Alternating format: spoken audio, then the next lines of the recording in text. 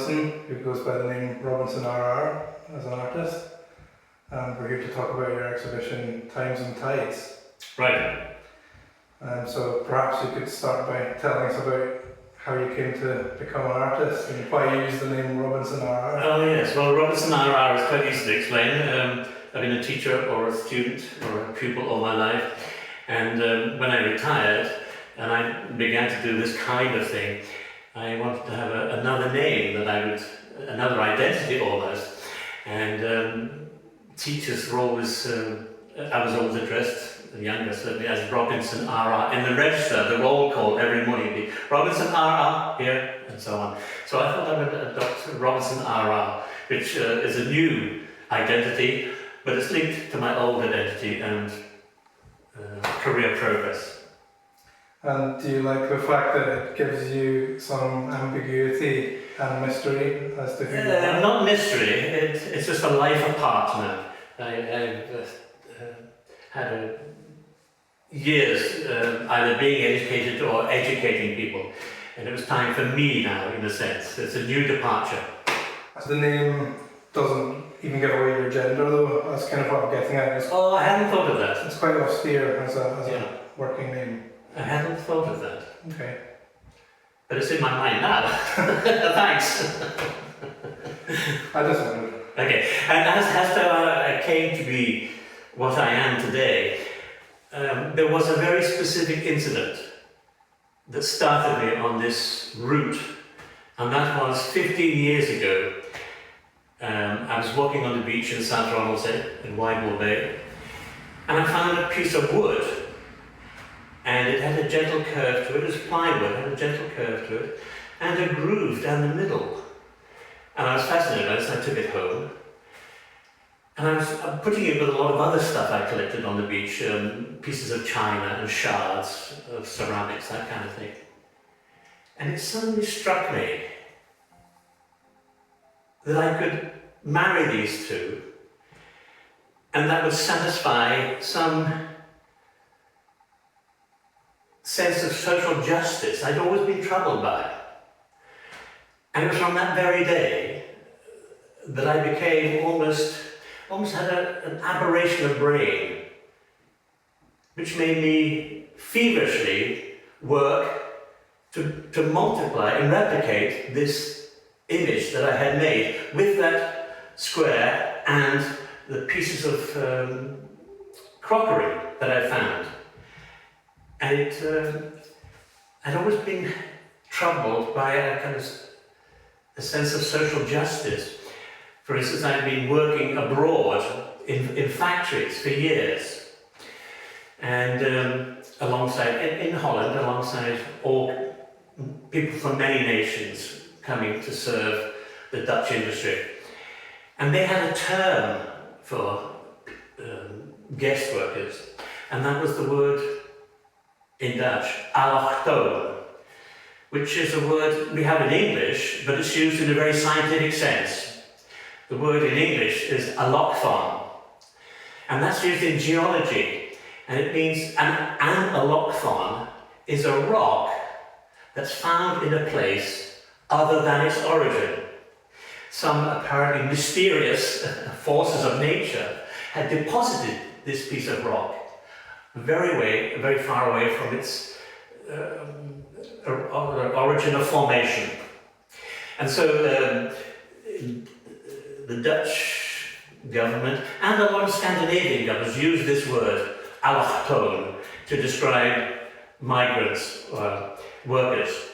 But only coloured migrant workers were called this.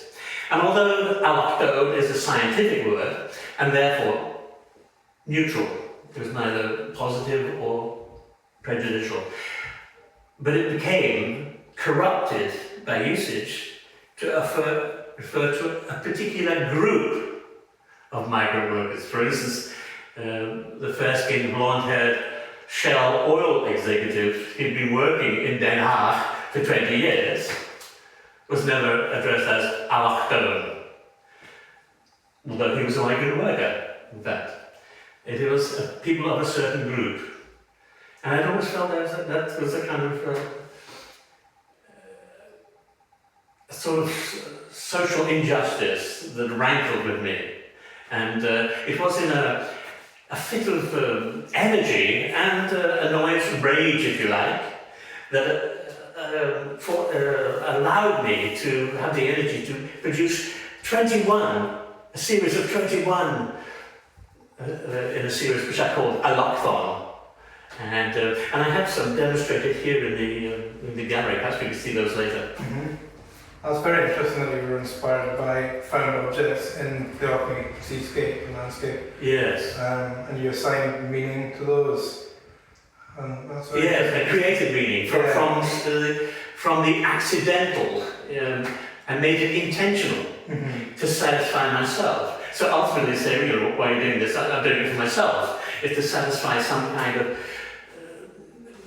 aberrant cognitive process which is going on in my head, which is related to some sort of sense of injustice that could be corrected, perhaps. There are kind of protest pieces, albeit rather gentle pieces of protest. And there was, I think the term is polemics, I'm trying to put a point across in argument, a visual argument. These are visual arguments for to satisfy a sense of grievance that I have, from where I don't know what that grievance, but why should I be particularly aggrieved by how some people are addressed? Have you always had an inner drive to create? No. I've always liked to make things, and as a teacher, teachers are very creative, and especially to engage pupils. You have to go beyond just words and writing, often drawing or acting or singing or whatever. It helps to get that across, to motivate, to engage people. So I haven't been directly involved in art as such. At home I wasn't going to go and making little art pieces for myself. No. So I suppose you're not coming from a perspective of formal training, no. But the materials that you've found have kind of directed your work. Yes, and they continue to do so, and I find it very satisfying. Again, to amass of material, some of which I use and some of which I won't, but I don't know at the time. It's only when there is happy conjunctions I might find something, and in my head I know, in the shed at the back I can marry that, and we could create something new from that, with a minimal amount of interference from it, without me doing too much to it. It's just this happy marriage of two disjoint things, and I can marry them and make something new to my end. So you obviously have a strong meaning in your head for what the work represents. Oh yes, absolutely. But does it matter to you whether the people that come into the gallery and look at your work are able to easily discern that meaning, or do you prefer them to be able to interpret it however they Yes, I'm happy to people to interpret as they will. And again, the thing of working with accidental pieces that come to you from overseas, that's important because it marries with this sense of people coming to the country and actually picking things up which have washed ashore from very far away.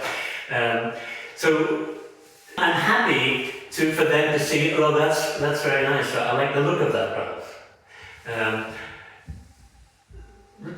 Once a teacher, always a teacher.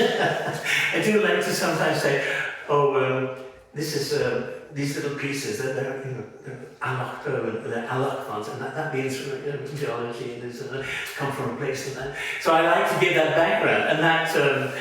But I don't want to force it on them. But I just think that it gives depth to whatever they're saying as well. And often they're quite happy to see that, and they will often say, what I saw was those two figures together. It looks like a woman dancing.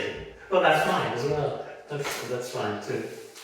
So you're not only working with found objects, so you've also been doing printmaking and things as well. Oh yes, that's also a happy accident because my wife is a refugee of love. She came from a foreign country to here for me, And she brought a printing press with her. Right. And she's often doing it, and I can see her working away and gouging out the linoleum. It looks like great fun. So she did ask, oh, why don't you try it? And so on. I'm sure you okay. And I tried it, and it's fabulous. I like doing it.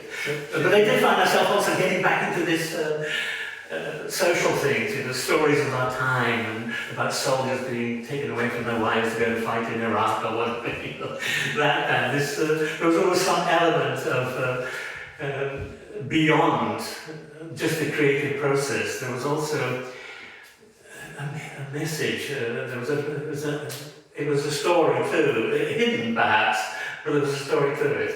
There was an intention, and that was, it's not propaganda exactly. And again, it can be seen as a protest, but it's a gentle process. I'm not hurting anybody. Although I would like to be influencing some people. Right. And do you think that's an important role for an artist in society? I don't know. I think there are many roles for artists, but it's certainly the role for me. Okay. And although I am concerned about the aesthetic of a thing, it's not my main driving force. I like to do beautiful things on this journey, and that helps too. And it helps influence other people, and engages people. That's what I've always been doing as a teacher, trying to engage people. So if I put something on the wall, I do hope that they're engaged by it, and they are curious to see what it is and what and what it means, if it means anything at all. And of course, it's all, as you say, art is very ambiguous, and it's very idiosyncratic to interpretation. Mm-hmm. Are you influenced by other artists? Yes, a Dutch artist, Eugene Brandt. He picks up a lot of sticks and so on. He tends to paint them in more abstract patterns, but are beautifully on them. Kurt Schwitters, the German artist who made a lot of very abstract, from bits of wood and so on, which you always complain people wouldn't buy. Sidefold, I love his stuff, the sort of early stuff, the sculpture.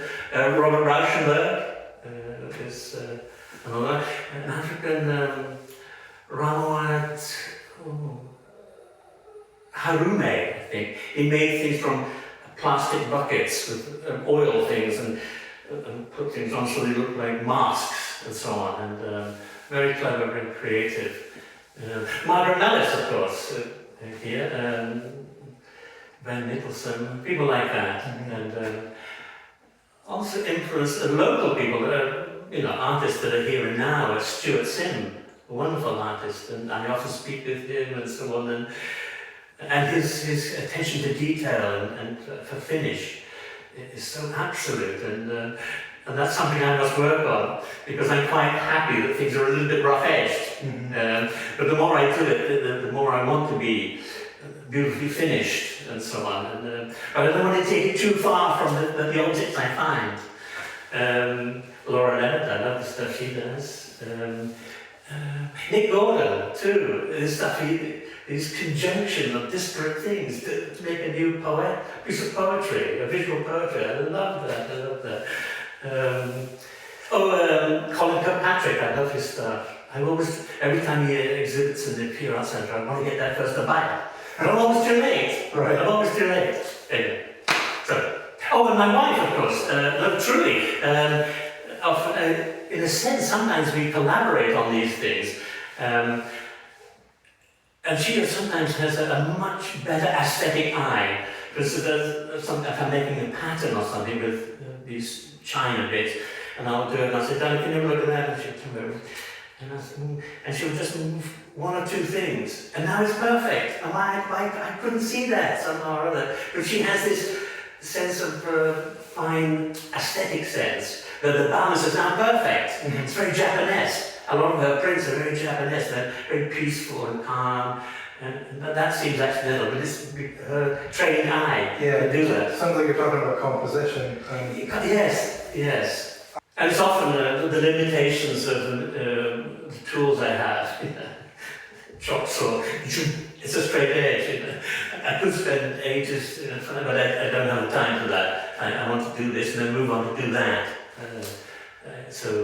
But I must get, this comes back to Stuart's term, taking the time to make a beautifully formed object, which also has meaning and content, which satisfies me. But I like the immediacy of what I do. Right.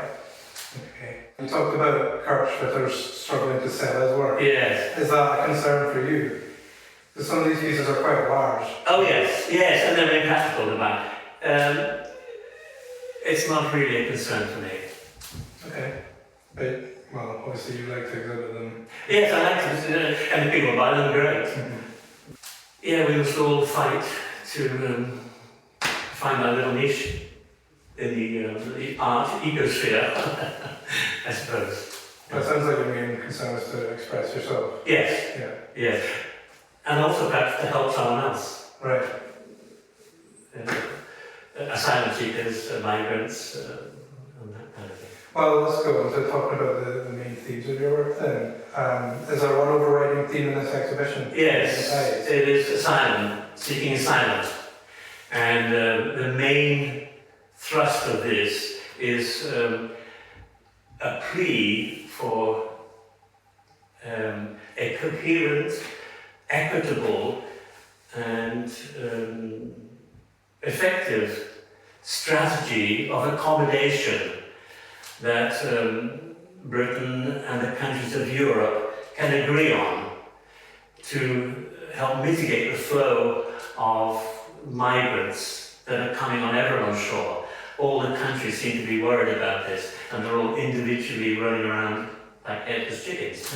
And I think there is a need for people to get together cooperatively to develop this coherent, humane and effective solution to the problem. Because if we don't do it now, if people think that this is bad right now, in future generations it's going to be even worse with all climate change, plagues, pandemics, for all I know, wars, famines and so on. There's going to be whole swathes of people swirling around the world, seeking asylum, seeking haven, seeking security, seeking freedom. Yeah, for understandable reasons. For understandable reasons. And we think we're exempt from it. It's only by the grace of God that we're not in that situation now. And if we don't help people now, then why should people help us in the future?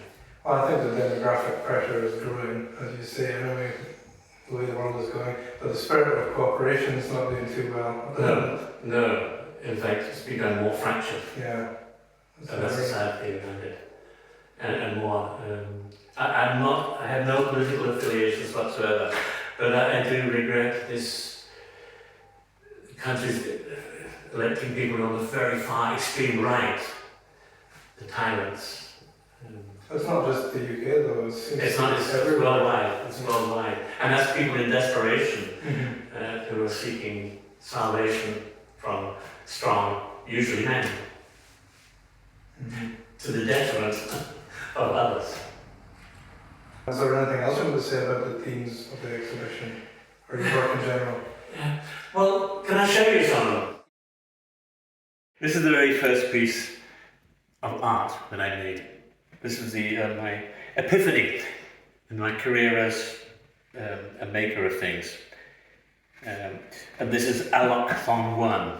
These are the rocks that I found in places other than their origin, and I embedded it into this piece of wood that I found, and I painted this almost like an archetypal flag, a nation state. And so these Alokthon are placed and embedded into the very fabric of society.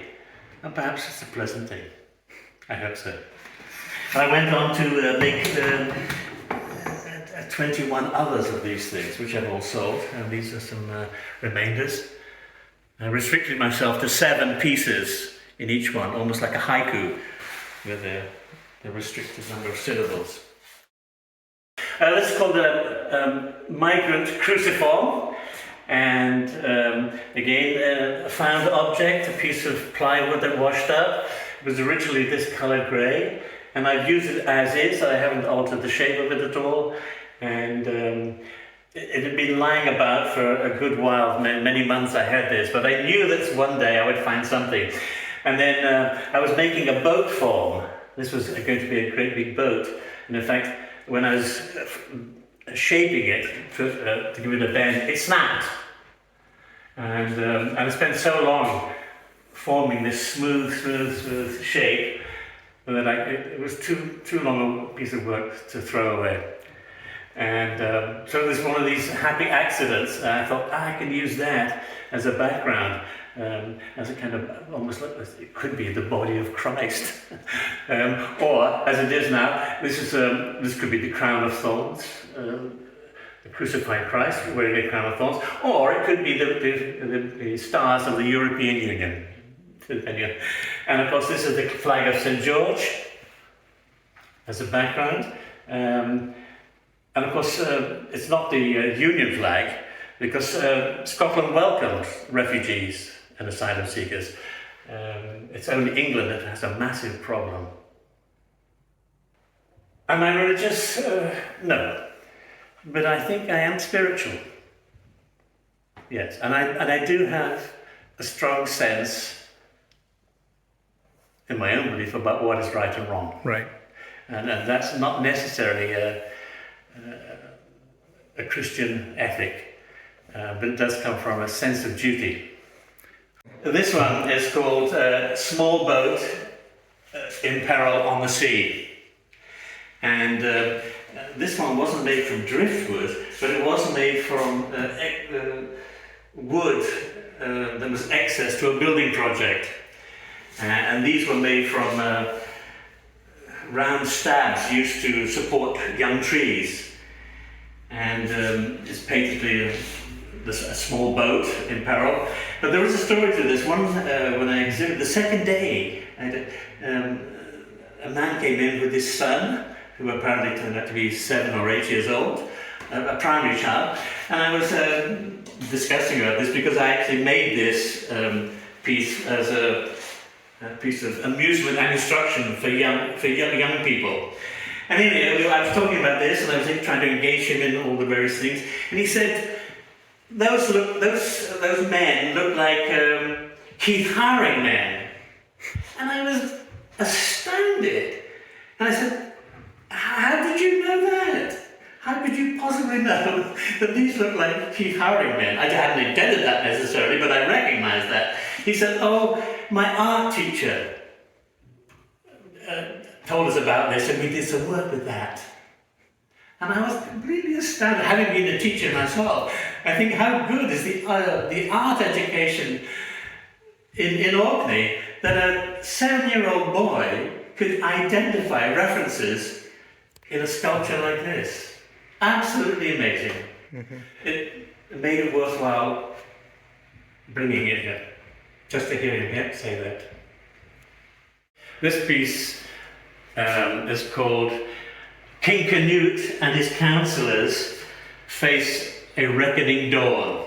Very dramatic, and this is I don't often paint like this, but for this piece I like the elision of paint and sculpture, and marrying them both to some effect.